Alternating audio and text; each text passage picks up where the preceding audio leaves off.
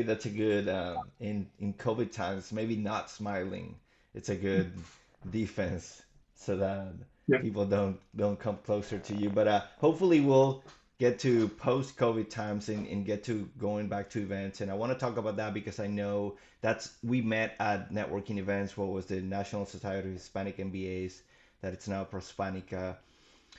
So, what other steps, Ramon, have you taken to make sure that people in the industry know you, like you, and trust you? I know you're big on events. What are some of the steps that you've taken throughout your career to make sure that you're growing your brand so that people know that you are the expert in this area and they come to you when they need your help?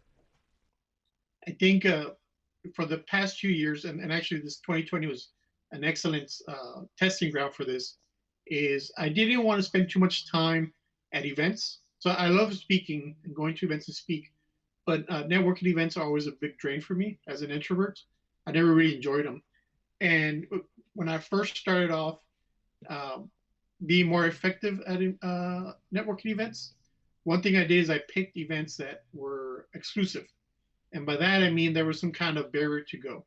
So I noticed if I went to those mega happy hours, which I'm sure you've been to, where like Hmm. it's hundreds, 200, 300 people, and they give you one free drink if you show up and sponsored by someone.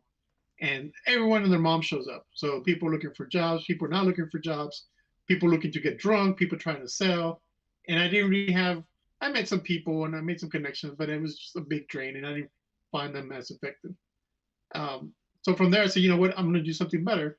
There has to be something better. And so what it is for me, at least, was like, okay, there has to be a cover charge. You have to buy a ticket. And and for me, as an introvert, I enjoyed smaller events. So usually events that you have to pay a ticket are smaller, and also the people who go there are because they want to be there, not because it was they didn't have anything else to do. Even if it's like I've seen events for like $10, and again, $10 should not be a lot of money to a lot of people, but um, you know, some people say, I'm not going to go because it's charged $10. Like, good, I don't want that person there. I want the person who's going to buy a $10 ticket. So like, I'm going to buy this ticket because I definitely want to be there. So that's really worked out for me. So from there, I was like, okay, what can I do if I could not go to events? It really was more like I don't want to go to events anymore. I don't Hmm. want to drive to a place and have to spend time with people and maybe nothing happens. Um, so what do I do now? It's like, okay, well, maybe I should focus more on the quality of the work I deliver and talking to my current clients and see who do they think I can help out. And I started doing that in 2019, where I actually don't think I went to any events in 2019. And my business actually didn't go down, actually went a little bit higher. And it was all by word of mouth. So Hmm. instead of me having to go out there and evangelizing people, I had my clients do that for me. I would ask them, hey, who else do you think needs help?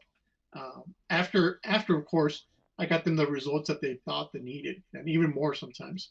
So they were obviously happy to tell other people about me. And then 2020 came around, and actually, we actually sold more than we did the year before. And I have not stepped outside of my house. I've been doing all my business through this room right here. And again, it was because of that. Like I had my clients talk on my behalf. Hmm. Um, and how do I do that? By making sure that my clients get exactly what they wanted and more.